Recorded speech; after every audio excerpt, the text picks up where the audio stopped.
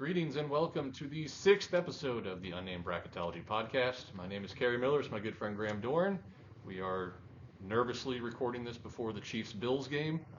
If you see us looking off over there, we got the Bucks and Lions game going on. But we're gonna stick to basketball here, and we're gonna start with the same team we started with less than 72 hours ago, the Memphis Tigers.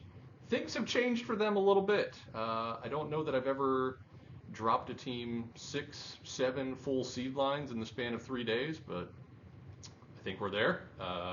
Back on Thursday, we recorded it during their loss to South Florida. We kind of assumed they were going to win. They were up by 20. But we discussed where we had them. I had Memphis at 7 overall. I think they were your top 4 seed. Right now, I have them down in the 7, 8 seed range. I'm going to have to see how the metrics change after this bad loss to Tulane. Where are you at with Memphis now? They were a 6 seed for me earlier today, but I think this is just that final nail in the coffin on the protected seed journey for Memphis. It's just not going to happen at this point. There's too much ammo for their efficiency. Being the team they are, it's not just bad efficiency, but getting wins. At this point, with the South Florida result, with the game against Tulane today, there's just too much bad on the resume. I think they're probably going to drop to my top 8 seed, maybe potentially stay my bottom-ranked 7 seed, but I think 28, 29 is that right range for them. Yeah, so we were talking about this earlier, that comparing Memphis to kind of like Ole Miss, where the resume metrics were really good for both of those teams. Predictive metrics, not so much. But at least Memphis had all of those quad 2 wins. That's why it's hard to penalize them too much. They still have, I believe, 6 quad 2 wins, 1 quad 1 win now. That's still pretty strong. It's hard to put them on the bubble, even though it feels like we want to, after these 2 losses kind of validated how we felt about Memphis. But I still think I was right where I had them seated, and I was not comfortable about it at all. It's like, I have them 7, I have them 8 overall, but I hate every second of it. But here they are, falling apart. No longer in the 1 seed conversation, but let's get to our 1 seeds now after a pretty busy Saturday. Kansas losing at West Virginia. I believe you had a rooting interest in that one. Where are your ones right now heading into that? I think Purdue has to be overall number 1. Yeah. I don't think there's a question there. I like UConn number 2 overall. I could see maybe some arguments for the placement of them, but I can't see an argument for UConn not being a number 1 seed at this point. Yeah. I'm going number 3, Houston, and then UNC sliding in as my 4th overall 1 seed.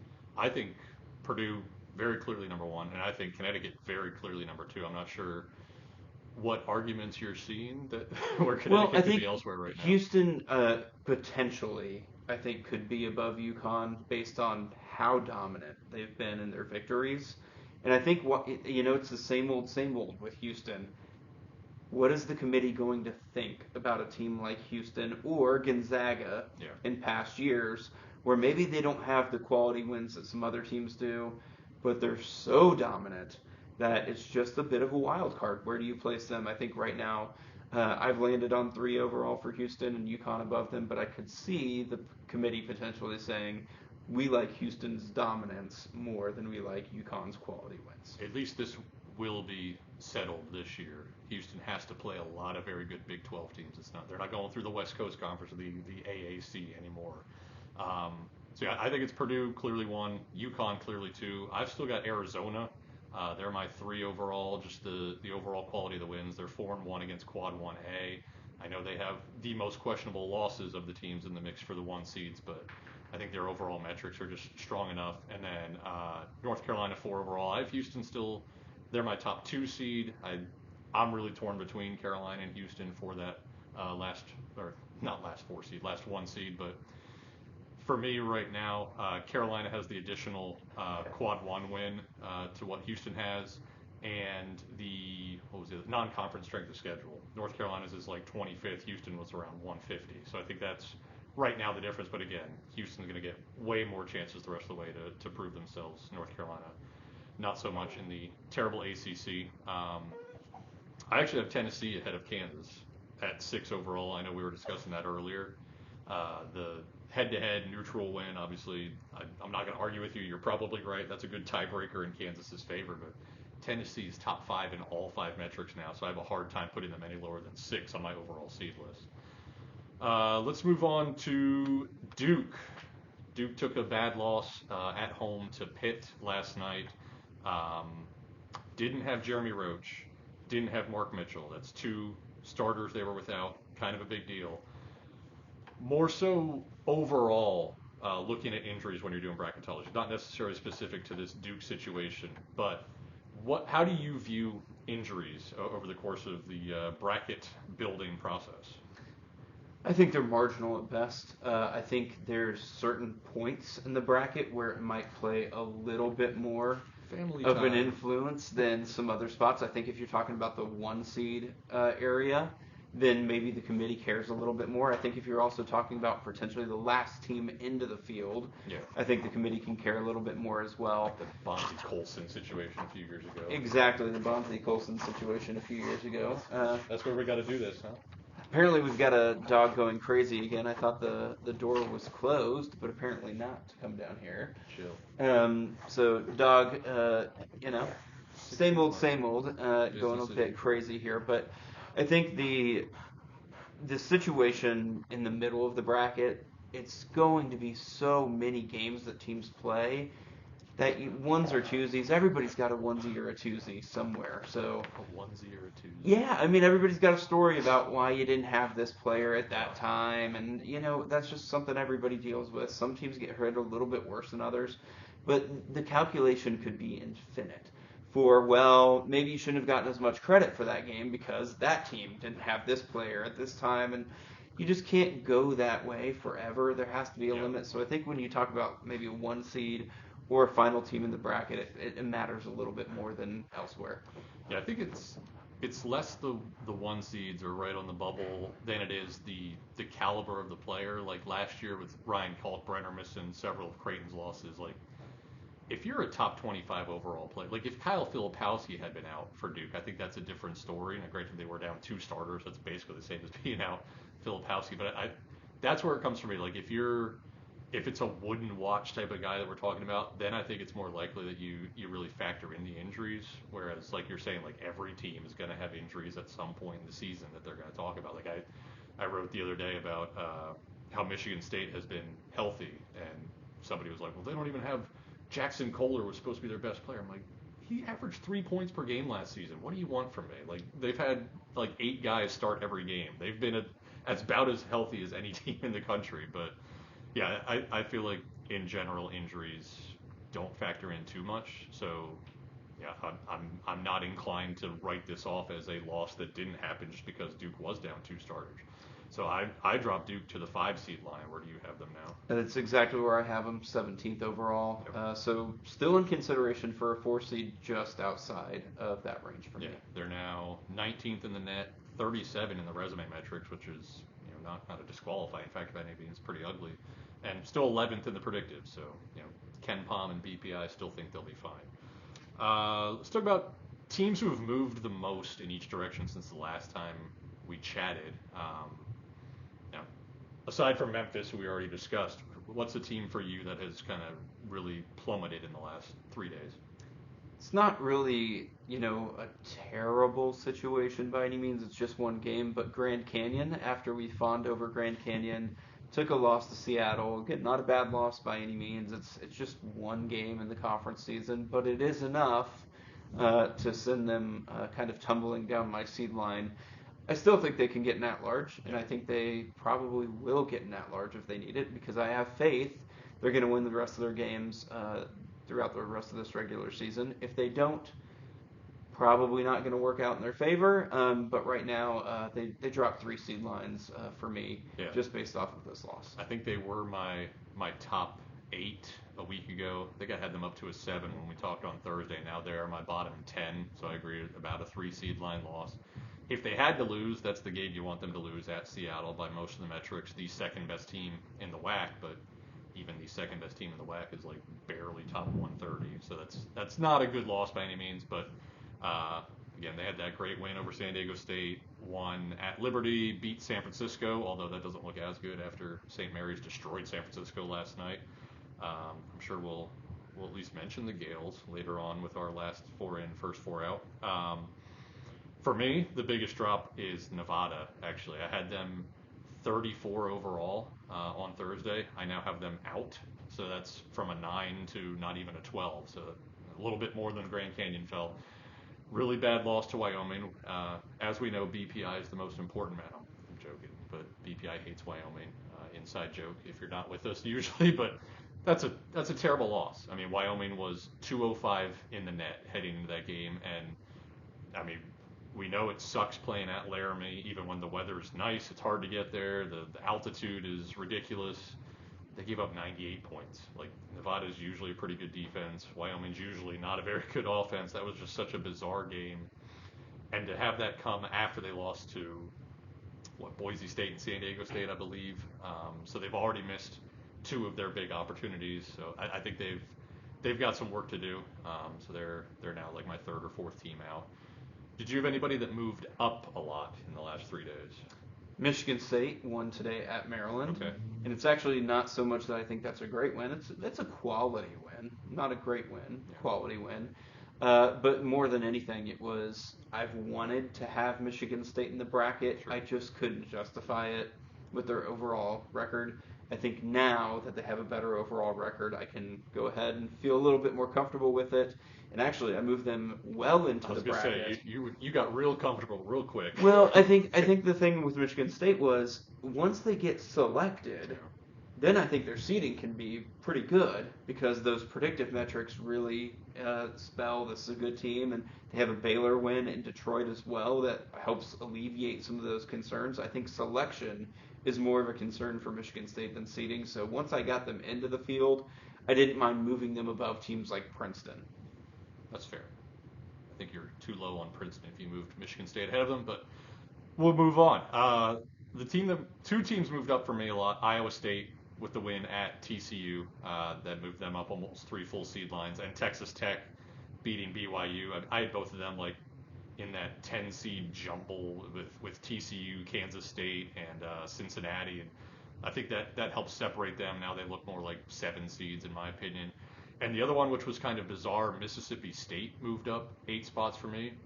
All they did was win at home against Vanderbilt. But just where they were on the seed list, it just worked out for them.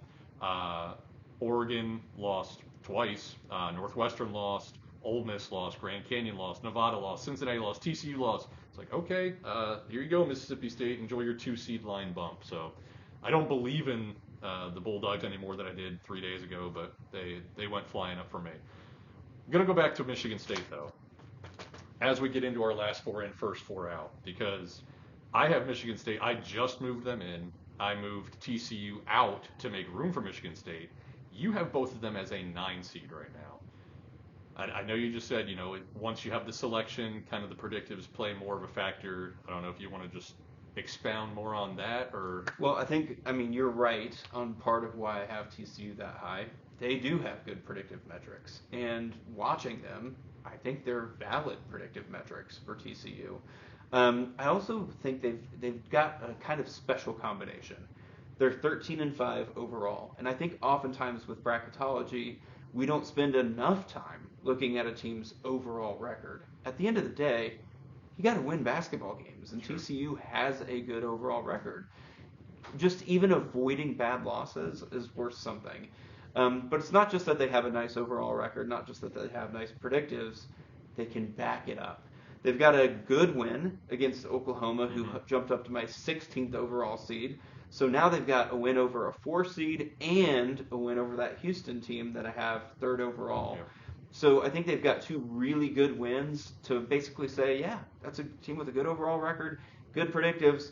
There's also something there to make us believe they really can beat the top teams in the country. So for that reason, I have TCU at a 9. All right, so here's where I'm throwing my challenge flag at you. TCU, Michigan State, Cincinnati. I have a very hard time separating between the 3, but you've Cincinnati out right now, right? Yes. So I feel like those are the same resumes, and I'm going to pull up the numbers. Certainly TCU and Cincinnati, 36 and 37 in the net, 55 and 55 in the resume metrics. TCU a little bit ahead in the predictives. But the big thing for me with all three of those teams, they're each 3 games below 500. This was including Michigan State's win at Maryland today. They're each 3 games below 500 against the Quad 1 and Quad 2. So that puts all three of them right on the bubble for me. I'm curious why you have Cincinnati outside of that group. 'Cause we're certainly in agreement that Michigan State and TCU have very similar resumes, but I guess this is more of a Cincinnati question than anything. To me, actually, interestingly enough, TCU loses at home to Iowa State. All of a sudden, Cincinnati's home win over TCU isn't looking quite as good. So that actually hurt Cincinnati a little bit from the quality of their resume. They have a very nice win at BYU, but I just see one win sticking out for me for Cincinnati. I think that's a little bit of a difference maker. Also, a couple of questionable home losses, against teams that maybe aren't really top notch. They also lost to Xavier in a game that if you're looking at a differentiator, maybe Xavier's not a tournament team, whereas like TCU lost to a Nevada that even if they're not in my field right now, is a strong contender for a tournament bid, to me more so than a team like Xavier is. So I think it's close. I just, for me, you've got a team in TCU with really elite wins, or at least one really elite win and one kind of close to elite win. For Cincinnati, it's really just the one win over BYU. Yeah, I mean, certainly my biggest problem with TCU, again, they're now my first team out after Michigan State's win today, is they just have not done anything on the road. Great home win over Houston. I'm not denying that at all. And I agree, Oklahoma, I think I have as a 4 seed now as well. So again, another really good home win. But I mean, what's their third best win? Like Arizona State on a neutral court, I think. Like they don't have another win over a top 100 team. That's what kills me. And again, Cincinnati's in the same boat. They only have 2 even remotely respectable wins. Michigan State, at least, they're now 4 and 7 against quads 1 and 2. So I'm a little more inclined to have Michigan State above them. But yeah, I mean, we're splitting hairs here, but I think Cincinnati has the one quadrant 1 win. These other teams have 2. Yeah. I'm not talking about 6 seed lines apart, right? Sure. I'm talking about the bottom of my 9s versus an 11 seed. I think there's a separation there. That's actually another thing we should talk about. Once you get past the 7 seeds, things always get murky from like the 8 to the 11 line. Yeah. Like those get very murky, and the judgment plays a much bigger part than when you're at, say, the 3 line or the 4 line. Those are always a little bit more clear. Let's go back. Oh, we got some family time. Let's go back to the 8 line. We're gonna skip over this, but I think it's a good conversation. What's up, Henry? My mom said I have to come down. Oh, you have to come down here. Well, what if we say you have to go? Can you go upstairs for a few minutes? Tell Mom we're going to be done with our show in 10 minutes. Mom said 10 minutes. Mom said, are you working? I am working. Go tell Mom we're working. We'll be done in 10 minutes. I really got to get a lock for that door. We have to lock ourselves in the basement.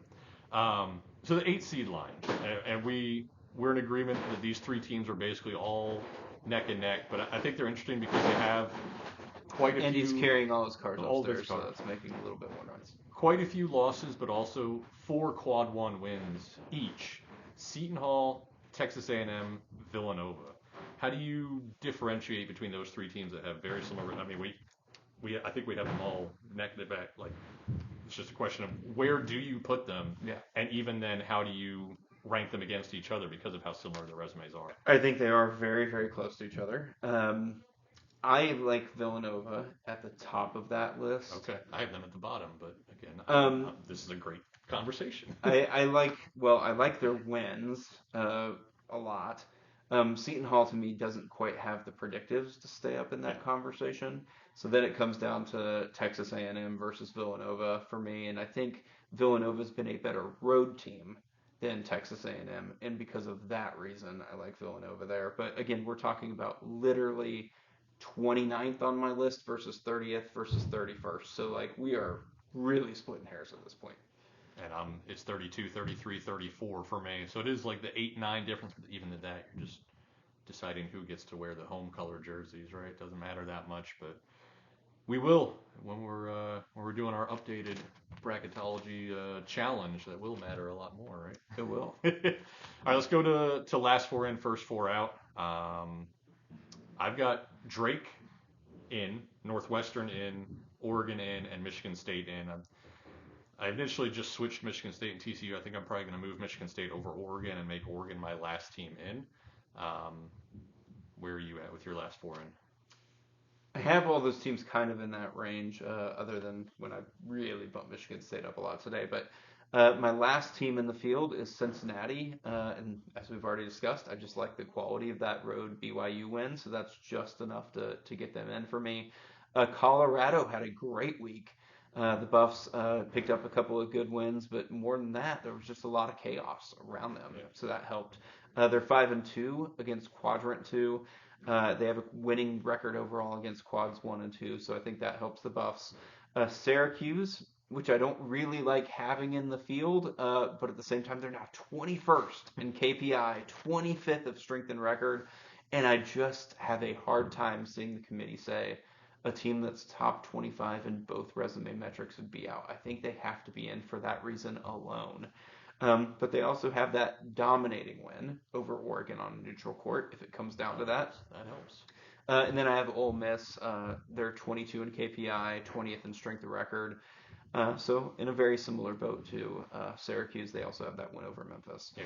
I actually have Syracuse above this group. I think I have them like solidly as an 11, and I hate it because they're like 85th in the predictives. But man, that resume is so strong. And now, because Pitt beat Duke, like Syracuse's win over Pitt looks better. Just gotta love the net. As far as the teams that I have just out of the field, I have Wake Forest as my first team out of the field. It was Oregon earlier today, but Oregon lost to Utah. So not enough to really move them far, but enough to cost them one slot just outside the field. What do Oregon and Wake Forest have in common? Neither of them has beat a team in my field, and that's why both of them are outside of the bracket right now. Georgia has that neutral court loss to Oregon, so that's why I think Oregon's right above Georgia. Drake has 3 losses against Quadrant 3, so despite the 4-0 record against Quads 1 and 2, that's why they're not in for me. And then Virginia Tech is a bonus, 5th team out of the field. They are just 4-7 against quads 1 and 2, but watch out. They've got a few good wins now. They've got Iowa State neutral. I think Iowa State's looking better after yesterday. They beat Clemson, who is also looking better after yesterday, and Boise State on a neutral court, who is also looking better after yesterday. So I think their resume got a lot better after winning at NC State yesterday, not just because of that win, but because of the teams around them. Yeah, I think Virginia Tech is, I don't have them among my first 4 out, but in that whole Wake Forest, Miami, Virginia, NC State, gigantic ACC bubble, I think they are at the top of that, and are certainly, John Rothstein in position to be in position. My first 4 out, TCU is my first team out. Again, they just have those 2 home wins. I want to see you do something away from home. Georgia, I have as my second team out. Nevada, I dropped to 3rd team out. I couldn't remember where I had them when I mentioned them earlier. Colorado, 4th team out. I agree with you. They had a great week. They were just too far gone for me before that. And if Virginia Tech is your bonus team, St. Mary's is my bonus team. They were dead on December 1st. Like, 3-5, I think. They've won 11 out of 12. Stomped San Francisco last night on the road. They had that road win over Colorado State. Their resume is not very much different from Michigan State's at this point. I mean, there's a very good case for the Gales if we hadn't written them off already. I think their strength of record is still so bad that they wouldn't get an at-large today. Yeah. But I do think if you fast forward to the end of the season and they play the way that I expect them to play in West Coast Conference play, I think they will get an at-large if they need it, assuming they continue this level of play. If they don't, then they're going to have too many losses anyways. Yeah, if they just lose at Gonzaga, they'd be set. They already got that win at San Francisco. I assume they should be able to win the home rematch against the Dons, but who knows? I also assumed that Memphis would win their 2 games this week. Our final segment, which I did not tell you about, the old men yelling at clouds segment, has nothing to do with bracketology, so you can just move on. Court storming controversies today. Caitlin Clark got ran over in Ohio State's court storm, and then in the Memphis Tulane game, a Tulane fan ran on the court and like kind of shoved Memphis's David Jones. Like, it's becoming a thing. Where do you stand on court storms? I remember the first time that a coach famously took his team off the court before the end of the game and left which I thought was kind of odd, left the walk-ons out there to deal with what could happen. Let them get trampled. Let them get trampled, but let's take the starters out, protect them. That makes more sense to me as the years go by than it did previously. That said, I have no problems with court storming. I just think if you're going to host a basketball game, you need to have the proper security and security apparatus on hand, ready to deal with it. So, truly getting security lined up to filter people away from the opposing team, that's the concern here to me. I have no problems with the court storm. You just have to be prepared for keeping the visiting team safe by having security lined up to escort them out of the building without any potential mishaps. I mean, you as a Kansas fan, you've had several of those with the Kansas State rivalry over the last, 5, 10, 15 years. I don't know how many times it's that Sunflower Showdown. What do you guys even call it there? Is that what it's called? That is the Sunflower Showdown. I don't know how many times that's gone the wrong way, but I can remember 2 incidents in the last 15 years or so. If your justification for anything is it's the way we've always done it, like it's just a fun tradition, like that's not. I don't see the point in court storms. Like if court storms had never happened and you just like said to a buddy, hey man, if we win this game tonight, we're rushing the floor. Like, let's go have a mosh pit out there. You'd be like, what the hell is wrong with you? But it's like, just because we've done it in basketball, we accept it. If you tried to do that in like a Major League Baseball game, you'd be in jail. Like, I think it's really cool if the players want to go up into the student section and celebrate, great. And if you win a great game on the road and you're Blake Hinson and you want to have a whole bunch of Cayman crazies flick you off, you want to jump on the scorer's table, good for you. But I feel like just stay off the court. I don't know why court storms ever became a thing. And now that I think this Caitlin Clark thing is going to be a catalyst for some change. I could be wrong. It might just blow right over, but it was a weird day from that regard. But that's all we've got for now. We're going to watch the end of this Lions win and hopefully watch a Chiefs win. But until next time, take care.